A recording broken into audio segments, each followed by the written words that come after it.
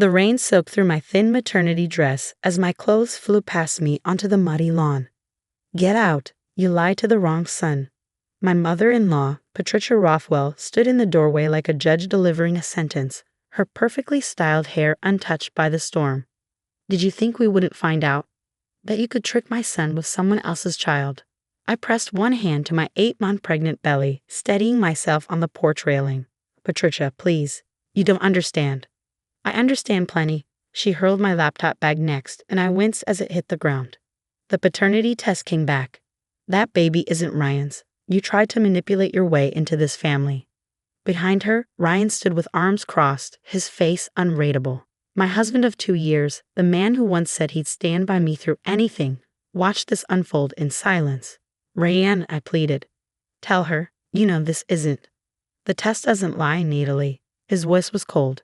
52% probability. That's not my child. That's because you weren't honest, Patricia cut in. I warned him this would happen. You're not one of us. She wasn't wrong about one thing. I wasn't from a family like theirs. I grew up in a small town, earned a scholarship to Columbia, and believed fairy tales were real when Ryan Rothwell proposed. His family owned half of Manhattan's skyline.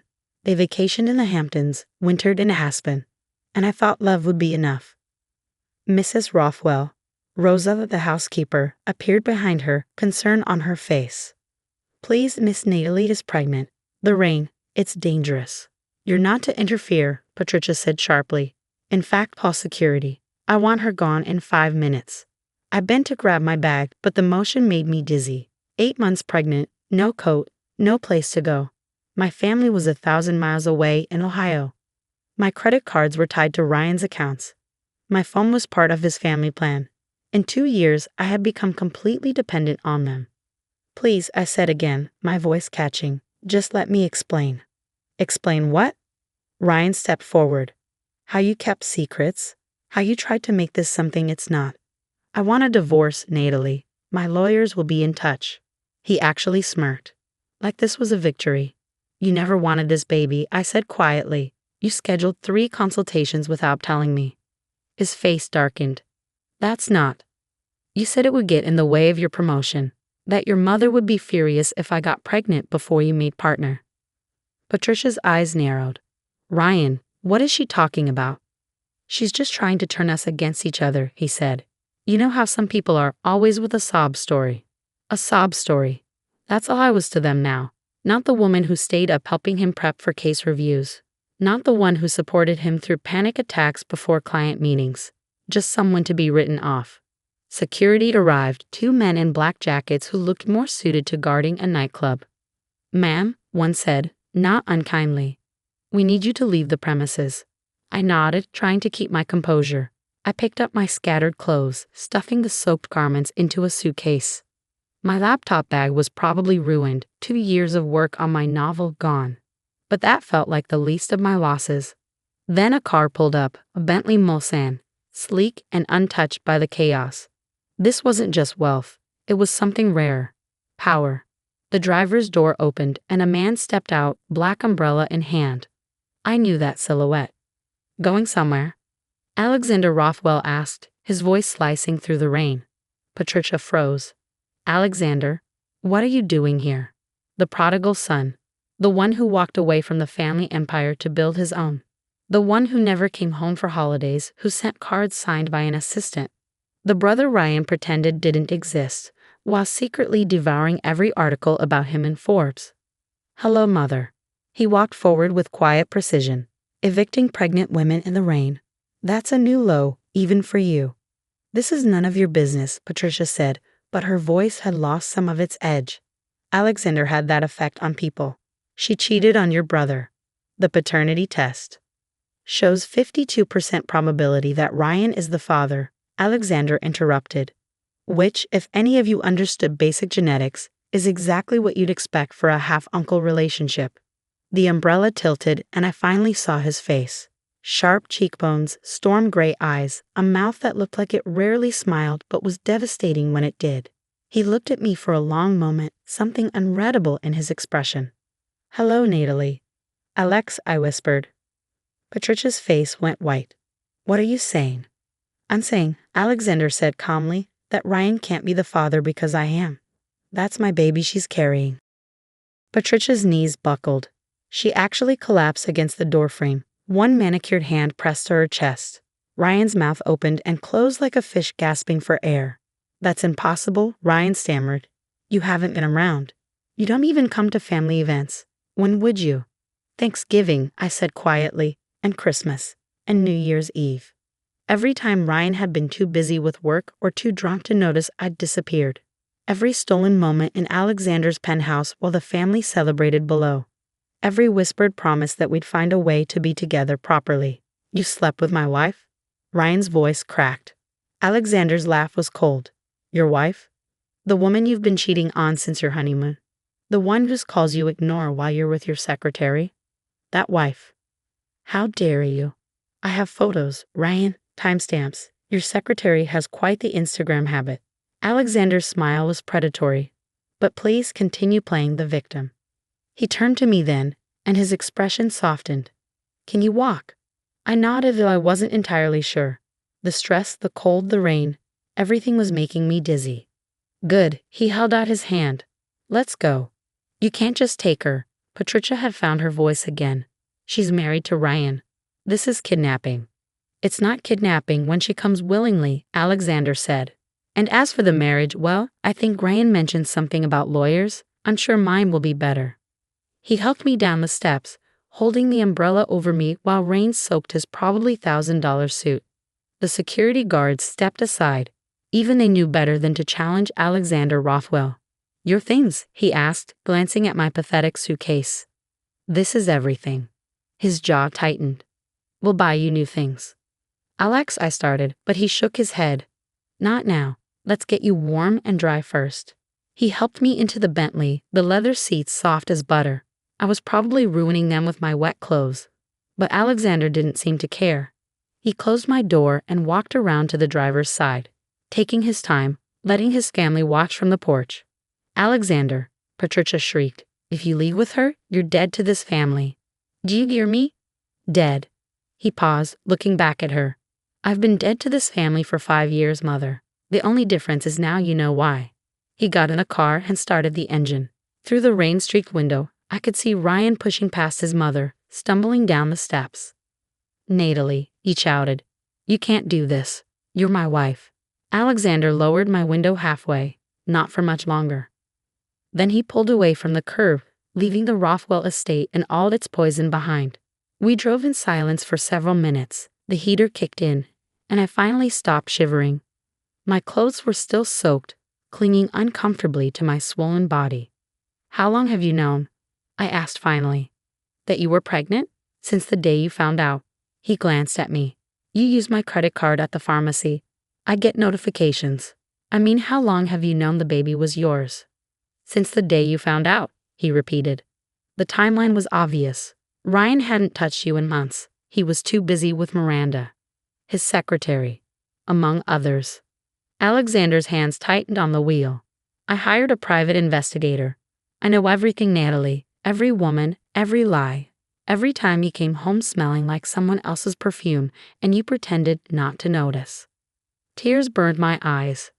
I thought if I got pregnant, if I gave him a family, maybe he'd love you.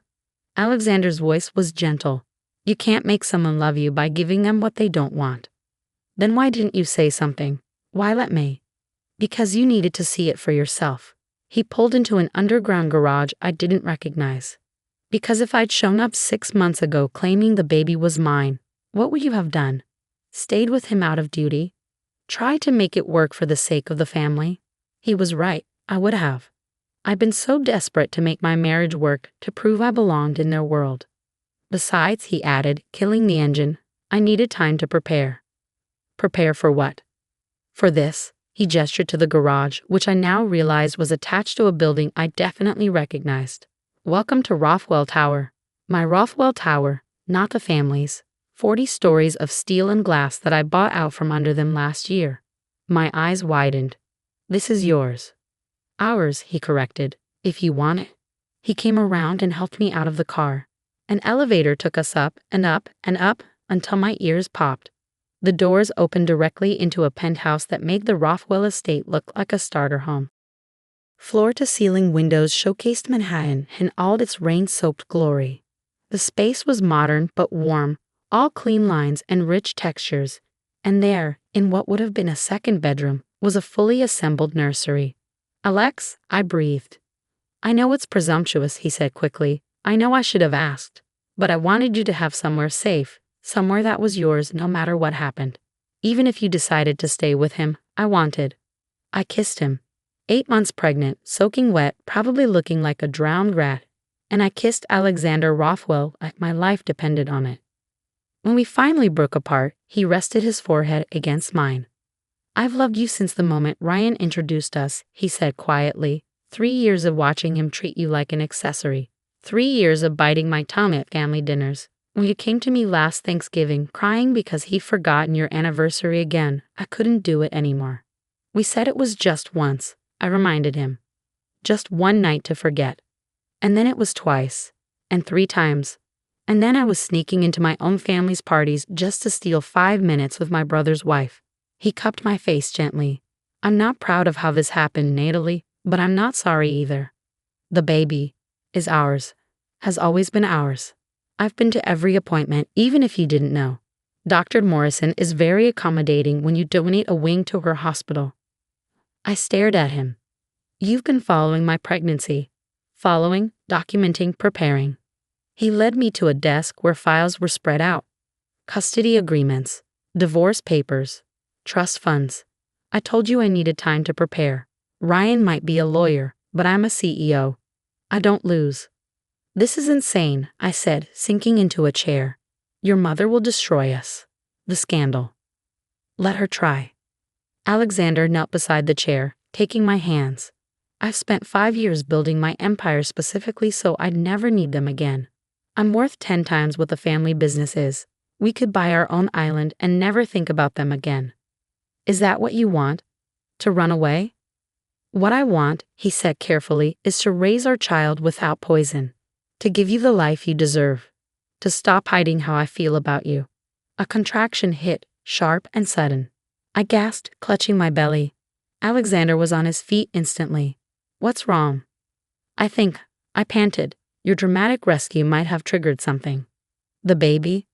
"The baby," I confirmed as another contraction rolled through me. "Alex, I'm only 8 months. Hospital. Now." He was already helping me up, grabbing keys, his phone. "I've got you. We've got this." As we headed back to the elevator, my phone buzzed. Ryan, finally realizing what he'd thrown away. I deleted the message without reading it. "No regrets?" Alexander asked, watching me. "Just one," I admitted. "What's that?"